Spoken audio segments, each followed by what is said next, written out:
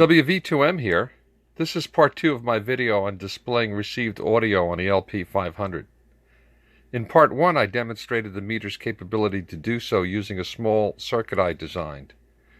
In this video I'll describe the circuit and show how it performs using bench test equipment. Displaying audio from your receiver on the meter can be useful. I use it to characterize noise sources such as power line noise. You could also use it to display spectral characteristics and aid in setting up receiver frequency response settings.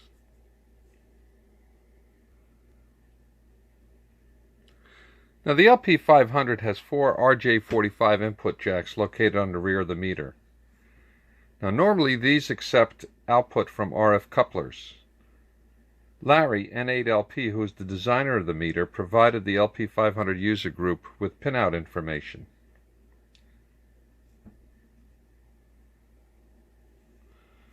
Pins 1 and 2 provide 12 volts DC that can be used to add a DC offset to the input signal.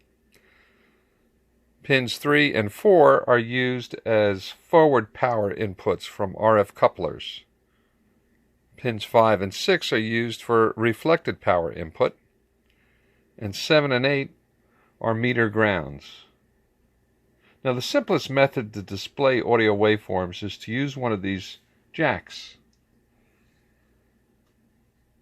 Larry, N8LP, the designer of the meter, suggested that we could use a coupling capacitor and a voltage divider circuit of 2 resistors to add a DC offset of around 5 volts.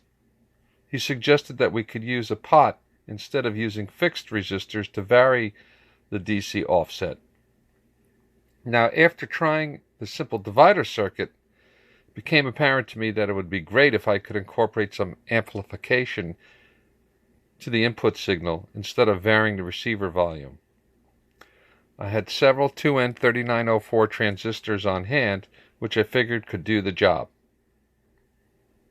I laid out the circuit on my breadboard and aimed for a gain of around 10.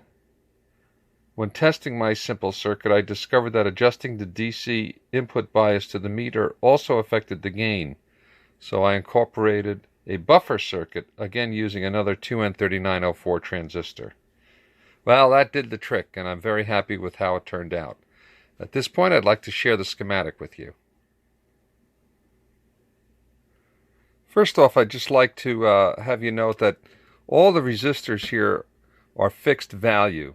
In my final design, I used pots for several of the resistors, and I'll point that out as we go around the circuit. First thing is pin 1 on the RJ45 jack, which provides 12 volt DC bias, and pin 8 is the ground. The audio input comes in from an RCA jack that I built into the circuit. It is coupled through C1, 220 microfarad capacitor. The reason why I chose that is because, quite frankly, it's the capacitor I had on hand, and it was large enough not to attenuate low frequency audio coming in from the receiver. R1 and R2 is a voltage divider circuit that provides the proper bias to the base of the transistor Q1, which is the amplifying transistor. With this combination in 12 volts DC, we should get around 1.4 volts DC at this point. R4 and R3 set the gain of the transistor, and this combination here should result in a factor of around 10.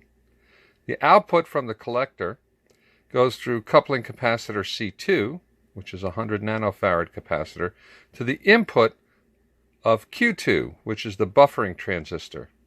R5 and 6 set the voltage at the base of the transistor. Now the output from the buffering circuit goes through C3, which is another 220 microfarad capacitor. And finally, that output is connected to pin 3 on the RJ45 to the meter. And resistors R8 and R9 set the DC offset. These values that you see here given a 12 volt DC input, should result in a bias of around 3 volts at this point. So now I'd like to share with you the breadboard that I tested this circuit on, and I'll point out the different components. Okay, here's the breadboard that has the circuit laid out on it. There are 2 fixed resistors, and these resistors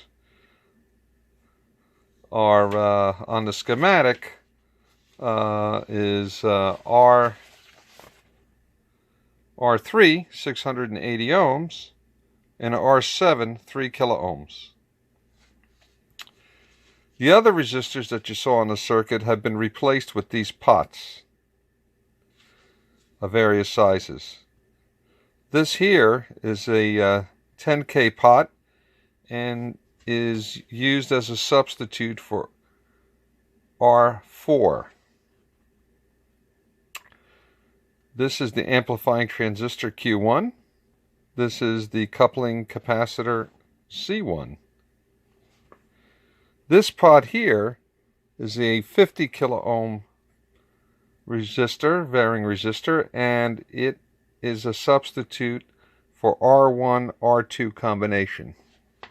Now the output of the amplifier goes to this buffering circuit on this side of the breadboard. This pot here is a 500K pot, and that's used as a substitute for R5 and 6. Sets the voltage to the base of the buffering transistor here. This is the coupling capacitor C2. This is the output capacitor C3. And finally, this pot here is a 50K variable resistor, and that's used to set the DC offset to the meter. So let's see how this performs on the oscilloscope. I'll inject a 1000 Hertz waveform into it, sinusoidal waveform, and we'll see how well it operates. Okay, I've provided a half a volt 1000 Hertz input to the circuit, and you can see that trace in yellow, and the output of the circuit is in purple here, and you can see it has a gain of around 10, which is what I predicted would happen. Now I'll demonstrate how the use of the pots can help in not only aligning the circuit but also varying the various inputs to the meter. So the first thing I'll change is the DC offset. That's the 10K pot, and I'm going to. I'm sorry. Why don't I vary the actual gain of the unit using a 10K pot. As you can see, when I'm turning this pot on the breadboard, the amplification of the circuit is changing. Next thing I'll do is I'll adjust the pot that provides the bias to Q1, the base of Q1.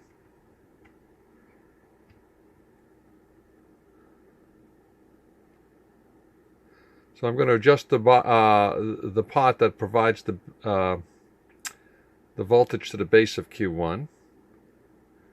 So here I'm starting to develop amplification, but it's being distorted. At this point we get a nice sinusoidal waveform, and if I keep turning it, I'll be clipping on the bottom. So I used it to adjust it right about here. The next pot I'll change is the adjust the voltage to the base of the buffering transistor,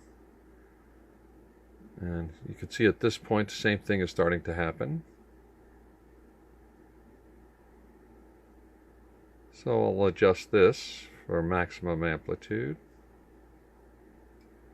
And then finally, the last pot that I'm adjusting on this breadboard sets the amount of DC offset. And as I turn it, you'll see the waveform rise and fall on the scope. The amplitude stays the same. We're just varying the amount of DC offset. So that's the basic circuit. Alright, here's the final prototype laid out on the perf board. Let me point out the various components. This is a 10K pot that's used to vary the amplification of the received signal. This is the 50K pot that's used to vary the DC offset going to the LP-500.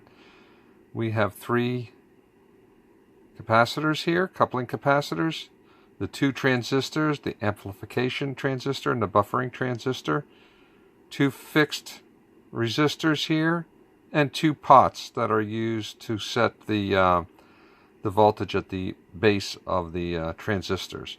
Then we have an RJ45 jack. Pin 1 provides 12 volts DC. Pin 3 is actually the accepts the output from this circuit here into the forward power circuitry of the LP-500. And this is pin 8 that provides meter ground. RCA plug that sends the receiver audio into the circuit here. Thank you for your attention during this video, and appreciate your time in watching it. Any comments or suggestions would be most welcome. 73.